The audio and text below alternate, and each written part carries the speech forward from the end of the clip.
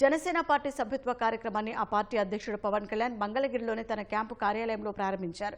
తొలి సభ్యత్వాన్ని తీసుకున్న ఆయన పార్టీకి విరాళంగా 2 కోట్ల రూపాయలను అందజేశారు. పార్టీ భావజాలాన్ని లోతుగా అర్థం చేసుకుని సిద్ధాంతాలు, ఆశయాలు, ఆకాంక్షలకు అనుగుణంగా పనిచేసేందుకు ముందుకు వచ్చి సభ్యత్వం తీసుకుంటారో వారిని ఉద్యమిగా పిలుస్తామన్నారు.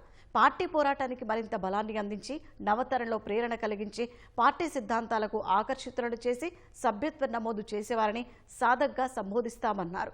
జనసేన చేస్తున్న ప్రజా రాజకీయ పోరాటానికి పరోక్షంగా తమ వంతు సమయాన్ని ఆర్థిక, సాంకేతిక, సేవ, మేధా సహాయ సహకారాలు అందిస్తూ పార్టీ బలోపేతానికి కృషి చేసేవారిని ప్రదాతగా పిలుస్తామని పవన్ కళ్యాణ్ ప్రకటించారు. 150 మందితో పార్టీని ప్రారంభించామన్న పవన్ 2021లో 90,000 క్రియాశీల సభ్యత్వాలు నమోదు చేశామన్నారు. ఎన్నికల ముందు ఆ సంఖ్య 6 లక్షలకు చేరిందని, ఎన్నికల తర్వాత 12,98,000 సభ్యత్వాలు నమోదయ్యాయన్నారు.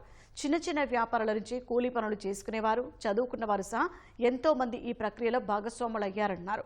పార్టీ భావజాలాన్ని అర్థం చేసుకుని పార్టీ ఆశయాలను ముందుకు తీసుకెళ్లేవారు తమకు ముఖ్యమని పవన్ చెప్పారు. అలాంటి వారే పార్టీకి అవసరమన్నారు.